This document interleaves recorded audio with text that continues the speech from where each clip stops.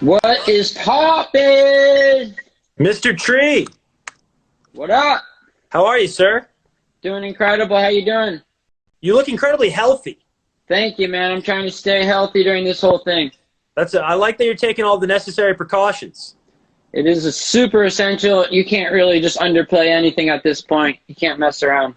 You're embracing of that role model status that you hold in popular culture worldwide. It's admirable. Well, the thing is, I have to be an example for these kids and everybody, really. Not just the kids, the elders especially. And so I'm just here trying to just set some guidelines, some basic fundamentals so that we can get through this real swift and flatten that curve. Heck yeah, heck yeah. Leave the curves to the bubble, you know what I'm saying? Amen. All right, so I think this has been explained to you, Mr. Tree, but you're going to take some fan questions today from your legions of fans. Is that cool? Yeah, if we got to do that, we can. All right, awesome. Don't roll away from us. This one says, if you had to pick one famous person to work with, who would it be? Well, that's a toss-up. There's two really big influences in my life, and one of them is David Blaine, and the other is Chris Angel, and it would have to be one of those two. I can't really pick right now. I wouldn't really want to say one or the other. I think I could do incredible things with both of them. Would you ever form a band with them and like maybe Casey? I would love to. I haven't seen any music side of either of those two magicians, but I think the potential to be a musician is within all of us. Really, anyone and everyone is a musician at this day and age, so I don't see why not. I could see like a Vegas residency at the Golden Nugget in that band's future. I could see that too. Maybe opening up for Circus Soleil. What song you have? Your fans have great grammar, Oliver. I'll tell you that right now. What song did you write that you are most proud of? It's a tough one. The real question is any of this music out? Because all the best stuff is really on Ugly is Beautiful. All my unreleased music is my favorite stuff, and none of it's really out yet. So all the stuff that hasn't come out on Ugly is Beautiful would have to be my top of the list. Okay, right on. We got some questions for the album too from fans. What could you say was the hardest part about making music, Oliver? Well, the thing is, making music is super easy. It's a very simple thing. You can make a song in a day. The hard part is finishing music. And so I can make a song every single day, but to finish a song can take many months, sometimes even a year. I mean, for the Ugly is Beautiful album, I've been working on some of these songs for 2 years now. And the thing is, you make most of the song the first session, but then to go and finish writing a couple last parts and to get the production fully there and to get the song fully mixed can take a year, easily. Oh, wow. All right, how many songs will be on the album, Oliver? Yo, this thing's cutting out. I don't know if there's some kind of signal problem with the bubble. Does the bubble have Wi-Fi? Yeah, I got Wi-Fi earpieces here, so Oh, wow. I'm connected via Wi-Fi. That's amazing. How many songs are going to be on the album, Oliver? I've been here voiced by my liar. This is bad, dude. All right. Have you ever thought about coming to Brazil, Oliver? To tell you the truth, there is some plans to go to Brazil, but I cannot travel or leave the country anytime soon. So as soon as this thing blows over, I'll very shortly be there. Well, that bubble's got to float, huh? You can maybe jog there. It's not going to happen, man. A boy can dream, Oliver. A boy can Let me just say dream. this, okay? It's not funny. Leaving the country right now is very dangerous. Doesn't matter what age you are. I would not advise that for anyone. Right. Or your mode of transportation, be it a bubble. Still not a joke. That's a good point. What is some of the fan art you've gotten during a live show? Somebody wants to know. Let's see. Fan art. There's this one piece someone drew of me. Let me see. Do we have it here? Oh my God. Yeah, here. We have it right here. Oh, beautiful. This is my favorite piece. If you just look closely, check out the bowl cut. I mean, it's perfect. They got the texture too. Yeah. Yeah. That's unmistakable. That's amazing. Uncanny. What is one thing you regret doing during your tour, Oliver?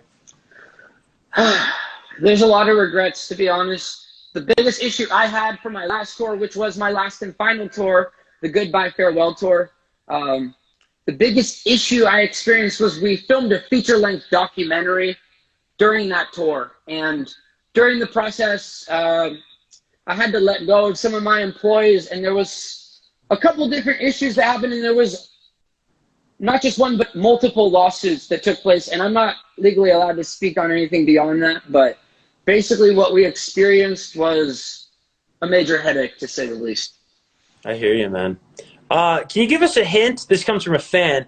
A hint about what is coming next since you're done performing as quote-unquote Oliver Tree? I've been advised by my lawyer not to answer that, but what I will say is I have been writing a few different screenplays. I'm developing some feature film length ideas, and not really going to get into too much more than that. Would you ever perform, like under a different name, like Justin Bieber or something like that? I can't answer that right now. I don't think that would be advantageous for me and what my strategy is. Understood. But to tell you the truth, I have no interest. Okay. Why Bowlcut is the next fan question. Well, my question for you is why not? We've actually looked and done extensive market research, and we found from the ages 15 to 25, bowl cuts are one of the main things that stick out on an Explorer page. So it allows people to really have high clickbait, both high clickbait ability and just general pull in on social media. It's very effective. Yeah. Also a good use of dinnerware, especially in quarantine. That as well. Would you stay as Oliver Tree if everything had gone as expected? This is from a fan. I don't know. I think that's a hard question because you have to understand nothing ever goes as expected as I would hope. Pretty much everything is always just collapsing in on itself. So I wouldn't even really know where to begin to answer that question, to tell you the truth. But you know what, Oliver? You've always done really well with adapting. Like, you remember during your Super Sweet 16 episode where you didn't want people to go in the water, and then they did, and you rolled the punches there? Listens to that. Yeah. All right, what are you going to do after your Turbo character ends? Another fan wants to know. Yeah, I've been advised by my lawyer and my legal counsel. I cannot really get into that one, sorry, man. Why did you change the name Tree to Oliver Tree? Wait, can you say that one again?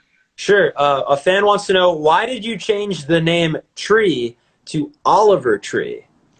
I'm not exactly sure what you're referring to on that one. Yes, Oliver Tree is the project name. I'm not following along. Cool. What is your favorite song released with the name Tree? I've been advised by my lawyer not to answer that question.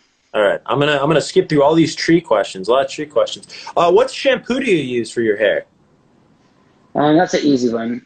I've been using a homemade blend that is something that is not on the market right now, but we're actually developing it so that we can do a limited run for the Ugly is Beautiful merch campaign. So we will have different types of shampoos, and we're actually partnering with Gerber and Johnson & Johnson, a family company, and we're going to be making shampoo for not just adults, young adults, and babies. Wow. All your fans. Best year of your life. Demographic. Excuse me? Best year of your life. You're cutting out. I need you to say that one again. The bubble has a bit of a Wi-Fi issue. Sure. It's a fan wants to know, what is the best year of your life, Oliver?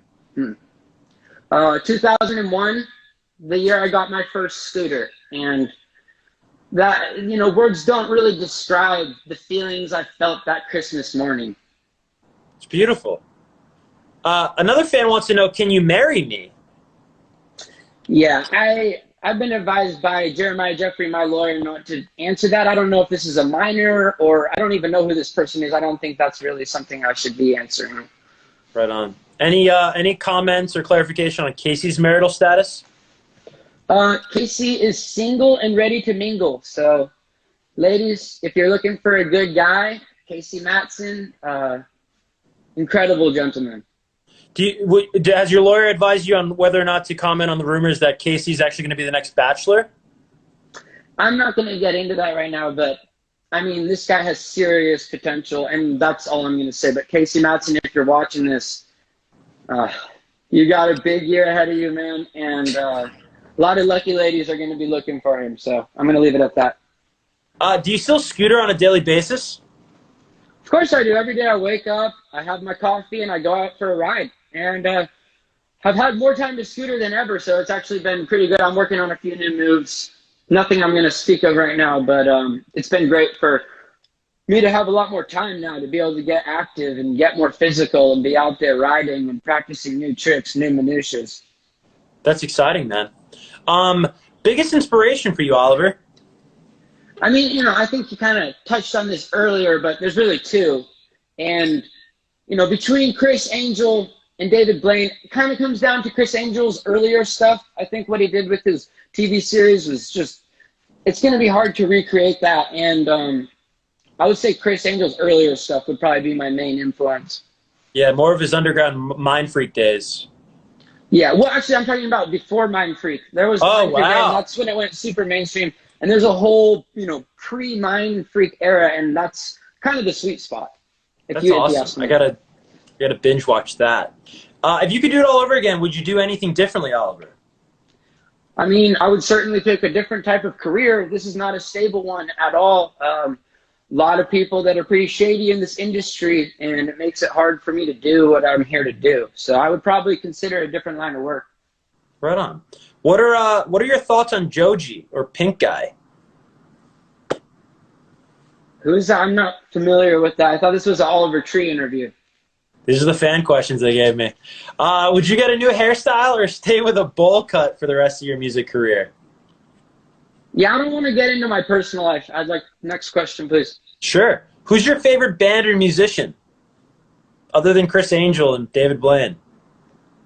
Just to clarify, David Blaine and Chris Angel are magicians, not musicians. So there's a difference there. My top musician would probably be this new guy, Little Ricky. And I don't really listen to a lot of auto-tune music, but this guy's got the voice of an angel. I'm honestly trash. Favorite movie there, Oliver? Favorite movie? I mean, that's a tough one. I watch a lot of movies. Masterpiece, and Lloyd Christmas is one of my main style influences, so I'd have to go with Dumb and Dumber. To clarify, the original, definitely not the Dumb and Dumber 2. That was definitely not even close. Also, an incredibly important moment in Bowlcut history, I would say, wouldn't you, in terms of Dumb and Dumber? I would say, we could debate, is that actually a bowl cut? I would say maybe he has some form of bangs, but I wouldn't call that a bowl cut. This is a bowl cut. Well, that's the bowl cut. Yeah, it is.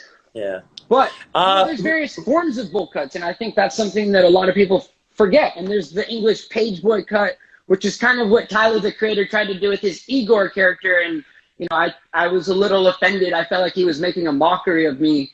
But to tell you the truth, I think he was able to pull that off quite tastefully. And, my hat's off to him, even though he doesn't actually have a bowl cut. I think he pulled off a nice English page boy cut. And I do want to clarify, those are two different hairstyles, and there only is one bowl cut in the game, and that's me. Absolutely. Who's your favorite singer? And this fan says, do not say Melanie. That's funny that they say that, because my favorite singer actually is Melanie Martinez. She has the voice of our generation, if you ask me, and I love Little Ricky, but, she's going to have to take the #1 spot. Would you ever want to collaborate with Melanie on one of her films? K through 12 was it was a masterpiece. I'm not supposed to talk about that, and I've been advised by my team not to get into anything about the relationship. So if we could just keep moving. Absolutely, man. How have you been doing during quarantine? This is the final question for you, Oliver.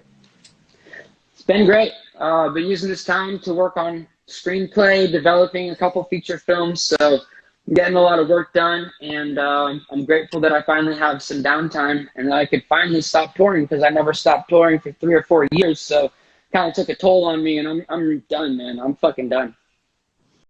I think that's a really positive note to go out on. Yeah, and I'm grateful for everybody who tuned in, and I just want to take a moment to thank you, Kayvon, big fan. Was, big fan of what we did in New York. We did a little smashy, destroyed some stuff together, and, I will never forget you, man. You're a true legend. Likewise, Mr. Tree. Thank you, sir. Have a great day. Talk to you soon there. Thanks for watching. If you liked the video, make sure to like and subscribe and hit that bell for all notifications from radio.com. While you're at it, why don't you check out some of our other great videos.